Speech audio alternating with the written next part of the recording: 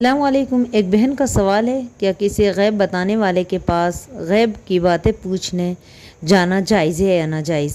تو اللہ کے نبی کریم صلی اللہ علیہ وسلم نے ارشاد فرمایا کہ جو انسان کسی غیب بتانے والے کے پاس جاتا ہے اپنی ضرورت یا حاجت لے کر، تو 40 دن تک اس کی نماز، اس کا روزہ قبول نہیں ہوتا۔ اگر وہ ان 40 دنوں کے اندر مر جاتا ہے تو جہنم میں داخل ہوگا۔ تو اس سے اندازہ لگایا جا سکتا ہے کسی غیب داں کے پاس جانا کتنا سخت گناہ ہے، کیونکہ غیب کا علم اللہ پاک کے علاوہ کسی کے پاس نہیں ہوتا۔ خود ہمارے نبی کریم صلی اللہ علیہ وسلم کے پاس بھی نہ تھا۔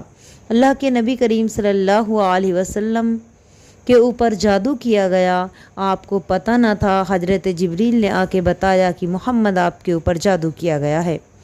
آپ صلی اللہ علیہ وسلم کی بیوی حضرت عائشہ پر تہمت لگائی گئی۔ اللہ کے نبی ان سے ناراض ہو گئے اور فیصلہ نہیں کر پا رہے تھے کہ کیا صحیح ہے کیا غلط ہے، تو اللہ تعالیٰ نے کلام پاک میں ایک سورت نازل کی اور کہا کہ عائشہ پاک دامن ہے۔ اس کے علاوہ اللہ کے نبی کو ایک یہودیہ عورت دعوت دیتی ہے، اللہ کے نبی نے دعوت قبول فرمائی، اور پھر اللہ کے نبی کریم صلی اللہ علیہ وسلم جب دعوت کھانے گئے، آپ کے ساتھ ایک صحابی بھی تھے، اللہ کے نبی نے دعوت کھائی، صحابی بھی ہیں۔ اللہ کے نبی نے جب پہلا لقمہ منہ میں ڈالا تو اللہ کے نبی کو زہر کا اثر محسوس ہوا۔ اللہ کے نبی نے تھوک دیا، اور ایک صحابی تھے، انہوں نے اس شرم کی وجہ سے کہ اگر میں نبی کے سامنے تھوکوں گا تو نبی کی توہین ہوگی، اس لقمے کو نگل لیا اور وہ صحابی وہاں مر گئے۔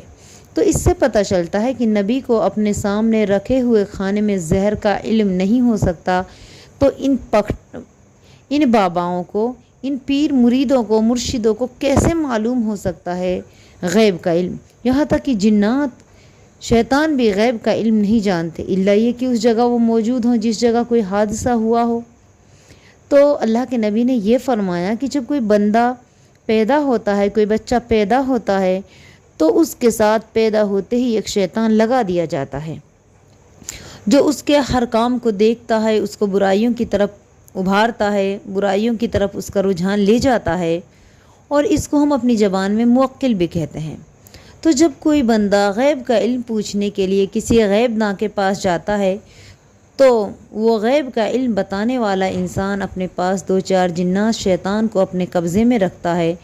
اس کے جنات اور شیطان ہمارے جنات سے، ہمارے شیطان سے جو ہمارے اوپر متعین ہیں، اس سے پوچھتے ہیں کہ اس کے متعلق ہمیں کچھ خاص باتیں بتاؤ، تو وہ خاص باتیں ہمارے متعلق انہیں بتاتا ہے، اور پھر وہ جادوگر کو بتلا دیتے ہیں، اور جادوگر وہ باتیں ہمیں بتلاتا ہے، جس کو دیکھ کے ہم کہتے ہیں کہ یہ تو بہت پہنچی ہوئی چیز ہے، اس نے تو بالکل صحیح بتا دیا جیسا ہمارے ساتھ ہوا۔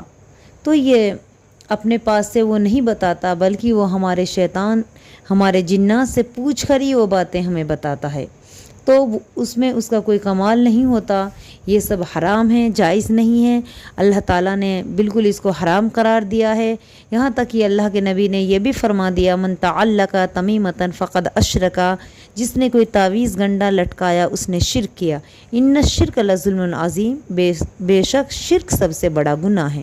اللہ تعالیٰ چوری کرنے والے کو معاف کر دے گا، جھوٹ بولنے والے کو معاف کر سکتا ہے، اللہ تعالیٰ گالی دینے والے کو معاف کر سکتا ہے، لیکن شرک کرنے والے کو اللہ رب العالمین کبھی معاف نہیں کرے گا۔ تو ہمیں چاہیے کہ ہم شرک سے بچنے کی مکمل کوشش کریں۔ اگر ہم نے شرک کر دیا تو پھر ہم کبھی جنت میں نہیں جائیں گے۔ تو مسلمانوں، سوچ لو کہ ہمیں اپنی زندگی میں شرک سے بالکل اجتناب کرنا ہے، انشاءاللہ تعالی ہم کامیاب ہو جائیں گے۔ السلام علیکم ورحمۃ اللہ۔